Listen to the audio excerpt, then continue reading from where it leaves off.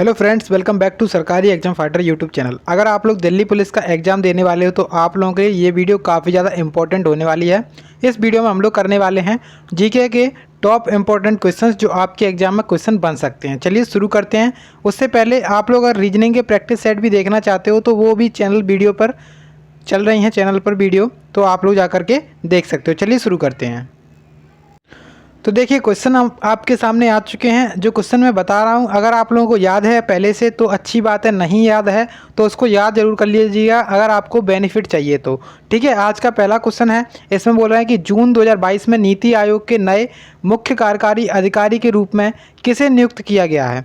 तो देखिए जून 2022 में नीति आयोग के मुख्य कार्यकारी अधिकारी जो बने हैं वो कौन बने हैं? परमेश्वरन अय्यर बने हैं। कौन बने हैं? परमेश्वरन अय्यर। जो फर्स्ट वाला ऑप्शन है इसका वही राइट आंसर हो जाएगा। अब देखिए जो नीति आयोग है उसके बारे में बात करें फेडे, तो उससे ये यहाँ पे जो परमेश्वरन अय्यर हैं उनके बारे में थोड़ी सी बात की जाए तो ये क्या है? एक रिटायर आईएएस अधिकारी हैं। क्या है? रिटायर्ड आईएएस अधिकारी हैं। ठीक है, अब उसके बाद बात करते हैं नीति आयोग की।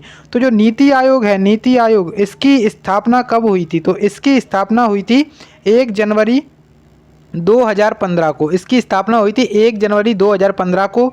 इसका फुल फॉर्म क्या है? कई बार एग्जाम में आ चुका है। तो इसका फुल फॉर्म है national institution for transforming India. क्या फुल फॉर्म है? National institution for transforming India. इसकी स्थापना कब हुई थी? इसकी स्थापना हुई थी 1 जनवरी 2015 को। इससे पहले इसका नाम क्या था वो आप लोग कमेंट बॉक्स में बताएंगे। अब देखिए यहाँ पे इसकी स्थापना हो चुकी है। अब इसका अध्यक्ष के बारे में बात करें तो इसके अध्यक्ष कौन होता है? तो इसका जो अध्यक्ष होता है वो होता है प्रधानमंत्री, यानी कि वर्तमान में जो प्रधानमंत्री हैं अपने, प्रधानमंत्री कौन? नरेंद्र मोदी। तो इसके अध्यक्ष कौन है? नरेंद्र मोदी हैं। उसके बाद देखिए इसका मुख्यालय की बात की जाए तो मुख्यालय कहाँ पर है इसका? तो मुख्यालय है इसका न्यू दिल्ली, यानी कि नई दिल्ली में। ठीक है, तो इस प्रकार से यहाँ पे जो इंपॉर्टेंट बातें हो सकती थी वो मैंने यहाँ पे आपको बता दिया है। ठीक है, चलिए अब देखिएगा नेक्स्ट क्वेश्चन। इसमें आपके सामने दो क्वेश्चन दिख रहे हैं आपको। पहला क्वेश्चन आपके सामने यहाँ पे दिख रहा है कि अंतिम मुगल शासक कौन था। उसके बाद दिख रहा है कि सातवाहन वंश का संस्थापक कौन था। तो दोनों ही क्वेश्चन काफ़ी ज़्यादा इंपॉर्टेंट क्वेश्चन है। इसी प्रकार से आपके एग्जाम में भी क्वेश्चन आएंगे। क्वेश्चन कहीं से भी पूछ सकता है, बस आपको आंसर आना चाहिए। देखिए जो अंतिम मुगल शासक था उसके बारे में जब बात की जाती तो वो था बहादुर शाह सेकेंड। कौन था? बहादुर शाह द्वितीय। अब देखिए मुगल काल की जब बात की जाती है तो मुगल काल में बहुत ज़्यादा इंपॉर्टेंट कुछ शासक रहे थे, जैसे कि एक तो अपने बाबर थे, उसके बाद एक कौन थे? बाबर थे, अकबर थे और हुमायूं, और कौन थे? इंपॉर्टेंट औरंगजेब थे। तो इनके बारे में आप लोगों को जो इनके महत्वपूर्ण युद्ध हैं, इन्होंने कौन सा युद्ध लड़ा था, तो वो चीज़ें आपको याद होनी चाहिए। ठीक है, अब देखिए यहाँ पे जैसे हम बात करते हैं कि बाबर ने कौन कौन से लड़े।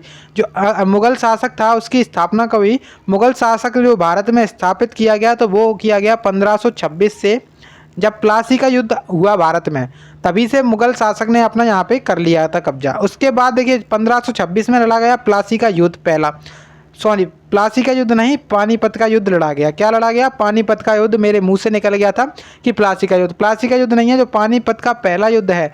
पानीपत का पहला युद्ध किसके बीच में लड़ा गया था? तो 1526 में लड़ा गया था और बाबर था इससे मतलब बाबर का किससे हुआ था? तो बाबर और इब्राहिम लोदी के बीच में हुआ था। ठीक है, इसमें विजय किसकी हुई थी तो ये आप लोग कमेंट बॉक्स में बताएंगे। उसके बाद बाबर ने लगभग 4 युद्ध लड़े थे और एक साल के बाद एक साल के अंतर में इसने युद्ध लड़े थे। ठीक है, उसके बाद देखिए अगला क्वेश्चन यहाँ पे कि सातवाहन वंश का संस्थापक कौन था। तो देखिए जो सातवाहन वंश है उसके संस्थापक के बारे में बात की जाए तो इसके संस्थापक थे सिमू का। ऑप्शन जो फर्स्ट वाला है इसका राइट आंसर हो जाएगा। ठीक है, चलिए अब देखते हैं नेक्स्ट प्रश्न को। इसमें कह रहे हैं कि इतिमाद उल दौला का मकबरा कहाँ पर स्थित है। तो इतिमाद उल दौला का मकबरा कहाँ पर स्थित है इसके बारे में बताना है। तो देखिए जो मकबरा होता है और मस्जिद वगैरह होती हैं ये आपसे कई बार एग्जाम में बहुत ज़्यादा पूछ ली जाती हैं और आपको याद करके ही जाना है इनको। तो देखिए जो इतिमाद उल दौला का जो मकबरा है वो कहाँ पर स्थित है। तो सबसे पहले तो यहाँ पर जब इतिमाद उल दौला का मकबरा की बात की जाए तो ये है उत्तर प्रदेश के आगरा में स्थित। कहाँ पर स्थित है? उत्तर प्रदेश के आगरा में स्थित है। ठीक है, उसके बाद आपसे कई सारे क्वेश्चन बन सकते हैं, जैसे बिहार में क्या है, दिल्ली में क्या है और मध्य प्रदेश में क्या है। तो जैसे हम देखें कि बिहार में क्या है, पहले हम देखते हैं कि दिल्ली में क्या है। दिल्ली में एक है हुमायूं का मकबरा। किसका मकबरा है दिल्ली में? हुमायूं का मकबरा है। ठीक है, उसके बाद जो बिहार में बात होती है तो बिहार में किसका मकबरा है? बिहार में है शेर शाह का मकबरा। शेर शाह का मकबरा। ठीक है, शेर शाह का मकबरा कहाँ पर है? बिहार में है। और जो इतिमाद उद दौला का मकबरा कहाँ पर है? उत्तर प्रदेश के आगरा में है। उसके बाद मध्य प्रदेश ऑप्शन में आया है, तो मध्य प्रदेश के यहाँ पे कौन सा मतलब कौन सा मकबरा है यहाँ पे? तो होशंग शाह का मकबरा है, होशंग शाह का मकबरा। तो होशंग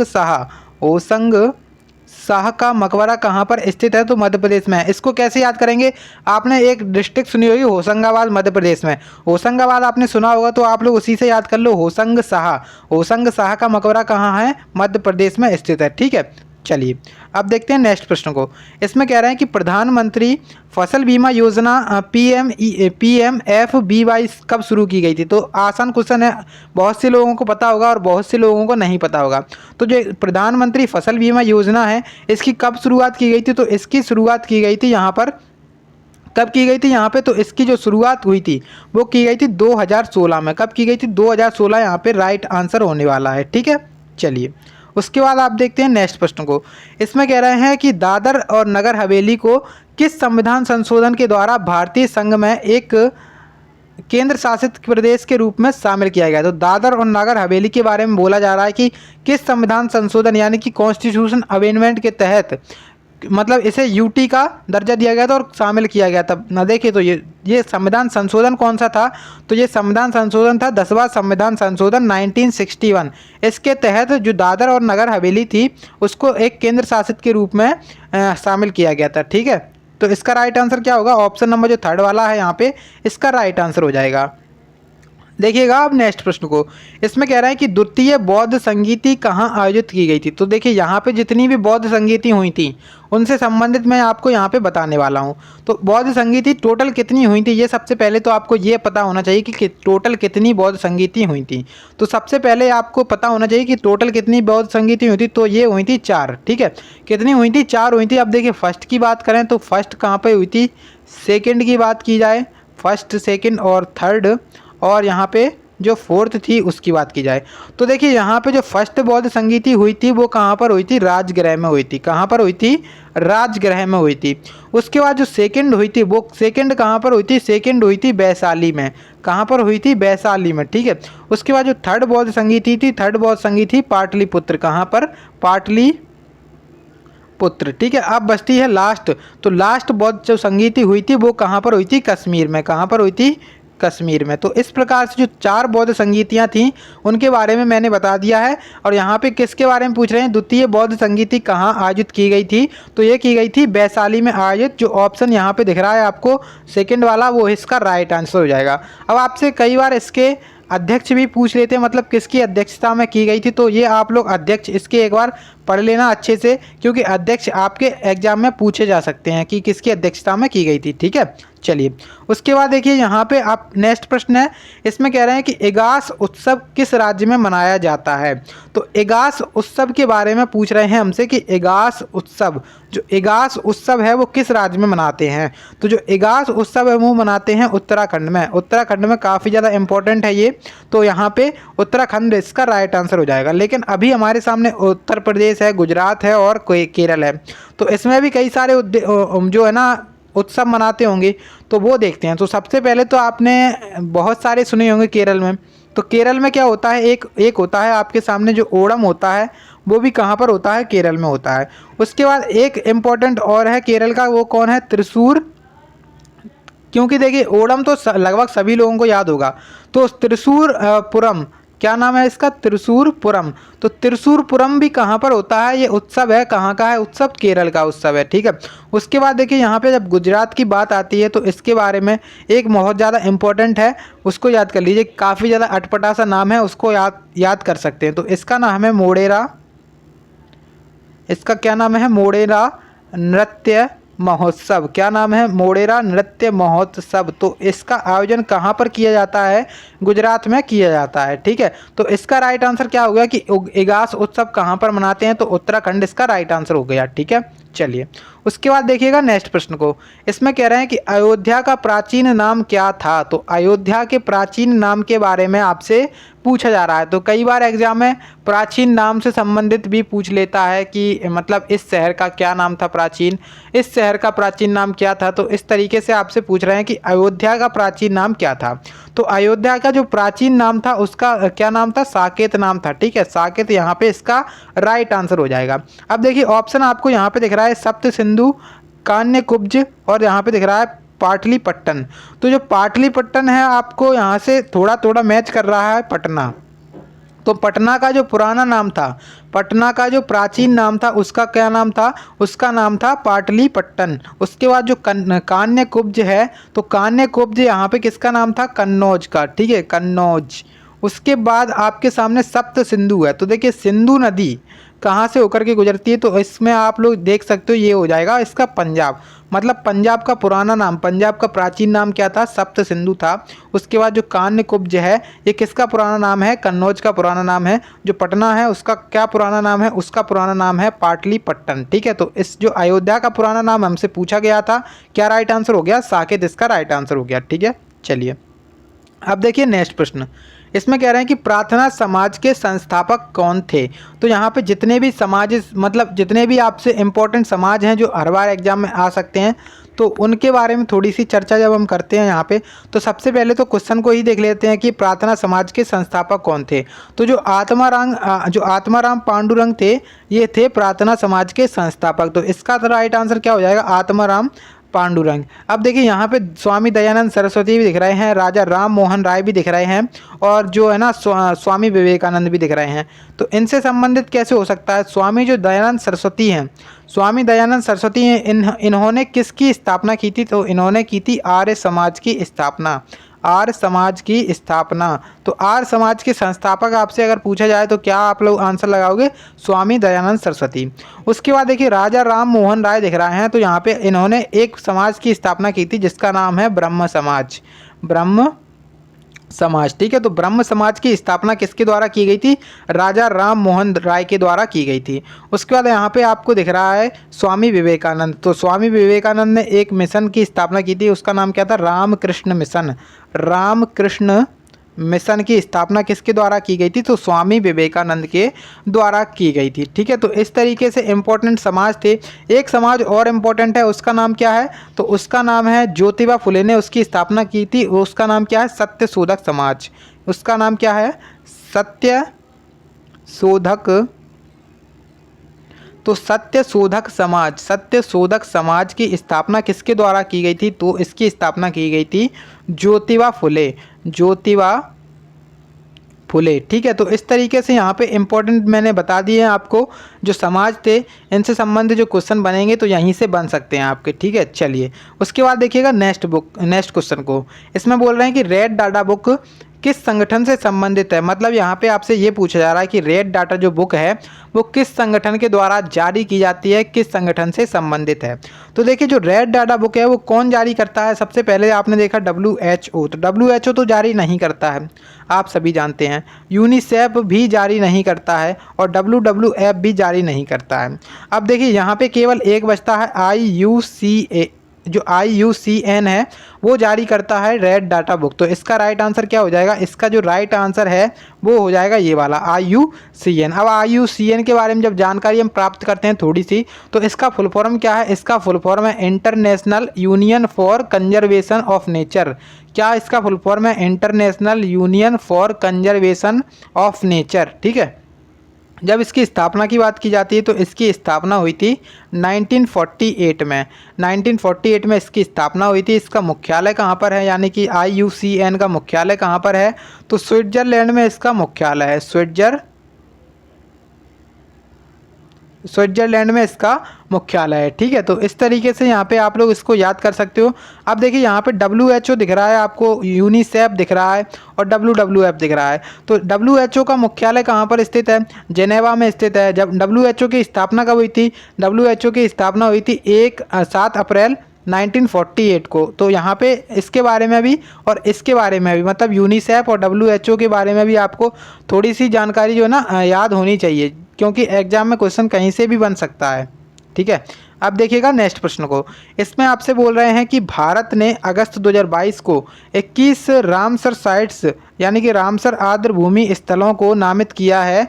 भारत में कुल कितने रामसर स्थल हैं, मतलब अब जो अगस्त 2022 है उसमें इन्होंने 21 रामसर साइट को और जोड़ दिया है, 21 रामसर साइट्स को और जोड़ दिया। तो अभी वर्तमान में भारत में कितनी रामसर साइट हैं उसके बारे में आपसे बोला जा रहा है कि वर्तमान में भारत में कितनी रामसर साइट हैं। तो देखिए जो वर्तमान में भारत में रामसर साइट हैं इनकी संख्या है 75। ऑप्शन जो अपना यहाँ पे सेकंड वाला दिख रहा है तो वो यहाँ पे आपका राइट आंसर हो जाएगा। 75 वर्तमान में रामसर साइट्स हैं। ठीक है, चलिए अब देखिएगा नेक्स्ट प्रश्न को। इसमें कह रहे हैं कि कलकत्ता में स्थित बेलूर मठ किसके द्वारा स्थापित किया गया था। तो जो बेलूर मठ है उसका स्थापना किसने की थी और कहाँ पर स्थित है, कलकत्ता में स्थित है।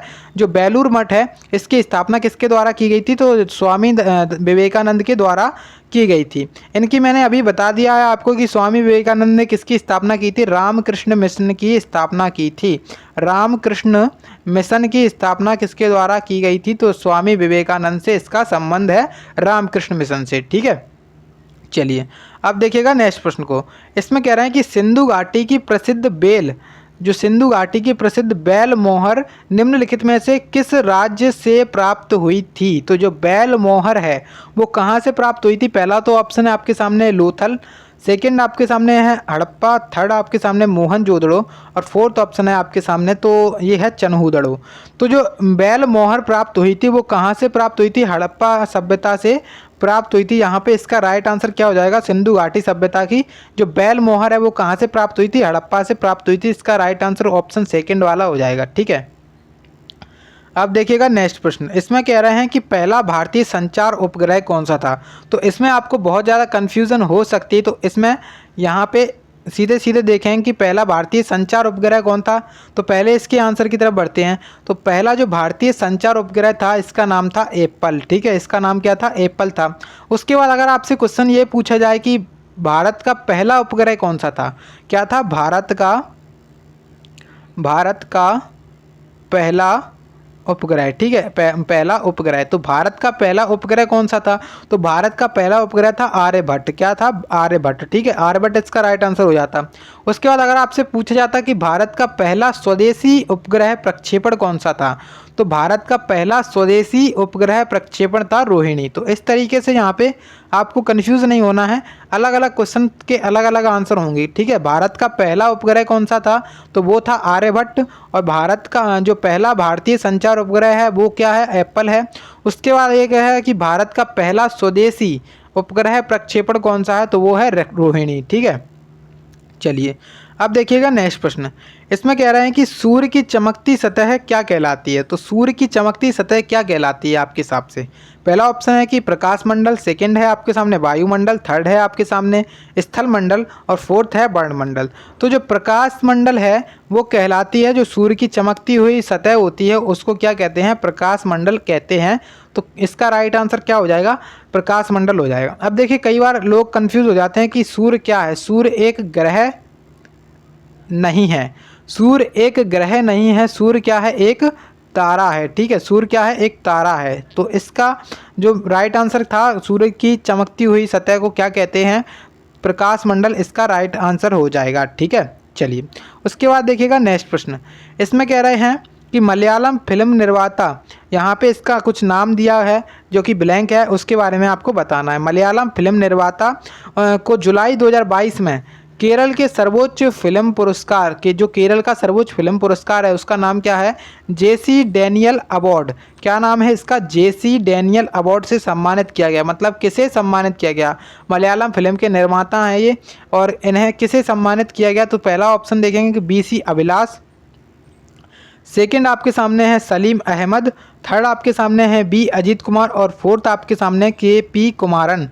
तो इसका राइट आंसर क्या होगा, तो देखिए सबसे पहले देखिए जो डैनियल अवार्ड से सम्मानित किया गया था वो कौन थे, के पी कुमारन। तो इसका राइट आंसर ये हो जाएंगे ऑप्शन नंबर डी। ठीक है, चलिए अब देखिएगा नेक्स्ट प्रश्न को। इसमें कह रहे हैं असहयोग आंदोलन से संबंध में, असहयोग आंदोलन के संबंध में निम्नलिखित कथनों पर विचार कीजिए। अब देखिए जो असहयोग आंदोलन था उसकी स्थापना कब हुई थी, तो मतलब वो स्टार्ट कब हुआ था, शुरू कब हुआ था। तो असहयोग आंदोलन शुरू हुआ था 1920 में, 1920 में असहयोग आंदोलन शुरू हुआ था। उसके बाद देखिए यहाँ पे पहला इसके संबंध में बोल रहे हैं कि चोरा चोरी कांड से असहयोग आंदोलन शुरू हुआ था।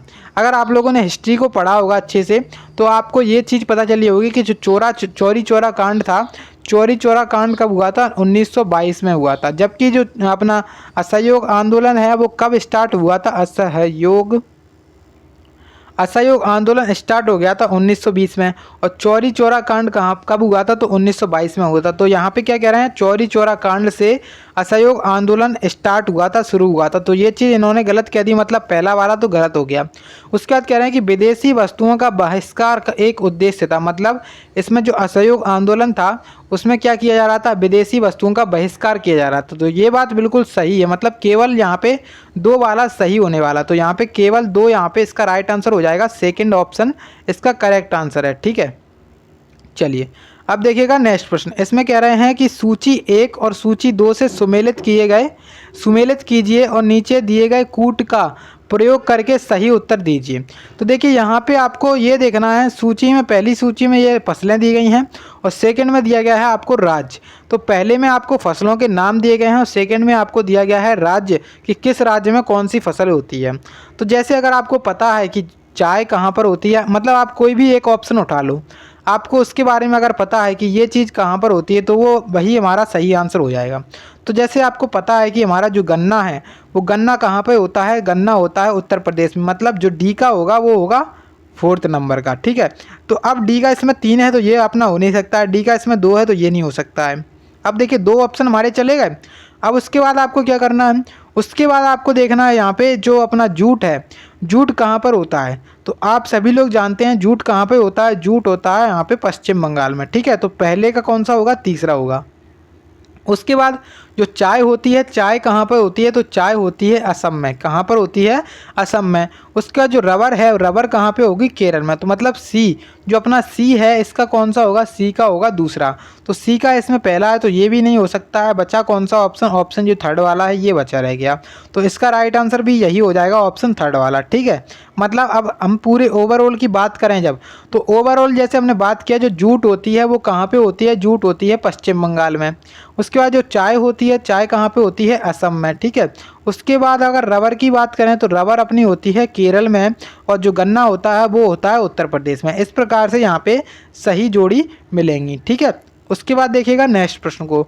इसमें बोल रहे हैं कि अप्रैल 2022 में किस राज्य ने नीति आयोग के राज्य ऊर्जा और जलवायु सूचकांक राउंड 1 में बड़े राज्यों में शीर्ष स्थान हासिल किया है? तो जो नीति आयोग के एक यहाँ पे वो हुई थी, नीति आयोग के राज्य ऊर्जा और जलवायु सूचकांक में यहाँ पे जो बड़े राज्यों की सूची में जो सबसे हाई मतलब उच्च स्थान पे आया है वो क्या आया है? सबसे पहला ऑप्शन आपके सामने है कि महाराष्ट्र, सेकंड है गुजरात, 3rd ऑप्शन है यहाँ पे राजस्थान और 4th आपके सामने है केरल। तो इसका राइट आंसर क्या हो जाएगा? गुजरात इसका राइट आंसर हो जाएगा। ठीक है, चलिए अब देखिएगा नेक्स्ट प्रश्न। तो यहाँ पे हो चुके हैं सभी क्वेश्चंस कंप्लीट। तो उम्मीद है कि आज आप लोगों ने सारे क्वेश्चंस को देखा होगा और जो आपको याद नहीं होंगे और उनको आपने अच्छे से याद किया होगा। तो अब अगले वीडियो में मिलते हैं, तब तक के लिए जय हिंद, जय भारत।